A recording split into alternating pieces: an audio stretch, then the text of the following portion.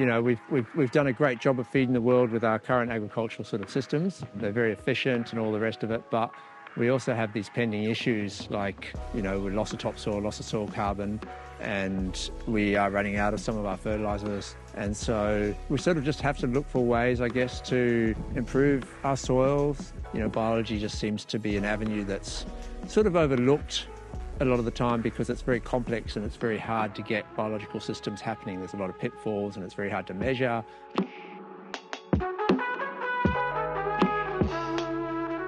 So we're here in Quindanning, running another couple of workshops on soil health and how to get our biological systems more productive. Basically use biology to increase the fertility in our systems, but still keep them economic and ultimately feasible for the farmer, otherwise they're just not going to happen.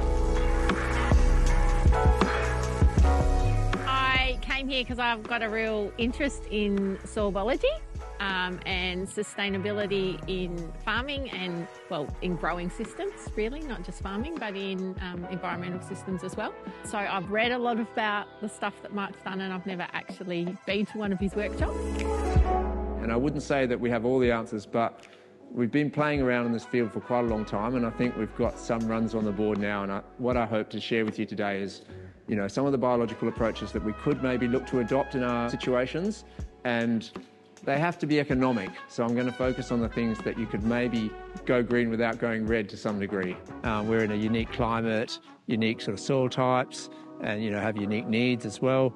And so, I think it really helps to have done. I'm in a lucky position where I've worked with a lot of farmers over the years, and we've been trying lots of things and doing demos and things like that. And we've made a lot of mistakes, but we've had a few wins along the way. And so we're kind of sort of starting to get to the point where we can sort of with more confidence recommend certain things and give advice when people are implementing things so that they get it right. If you get it right, it can work fantastically. If you don't, it can be a waste of money and, can put you off for life. So within 12 hours, the soil microbes can be eating something that a plant produced that day, okay? And then the microbes make use of it, and all of that goes back towards helping the plant. So they can deliver nutrients. So within a 24-hour cycle, plants can create something, feed the microbes, and microbes can return some nutrients in exchange. Very quick. One of the biggest things I loved out of this one was the hands-on applications and just showing the scalability. I guess there's some of us here that have very small farms or small hobby farms / market gardens / backyard gardens right up to broad scale. And I really liked how he showed the scalability of his recipes and the theories behind it. No matter what your scale are, we're all trying to grow plants. So I love that hands-on practical side of what Mark's doing. It's really handy also to do hands-on demonstrations too, because just talking about to people, it's nice in concept and everything, but when we actually go to a farm and we do it with them, you can sort of see how some of it's actually not that hard to scale up. It's quite easy to do, and you can see how cost-effective some of these things can be as well. So seaweed powder is a great addition to seeds because seaweed's got all this hormone. It's the fastest growing plant on the planet, and it's got all these growth hormones in it, so it's a good one. I'm just going to put some of that with the milk as well. Just sugar in there. It's got the milk and it's got sugar source. And with plants, they release sugars into the soil and they've got the milky sap going up the thing. So if you've got both those things going on, then you're in business. The biblical term, the land of milk and honey, because it's got the milk and it's got sugar source.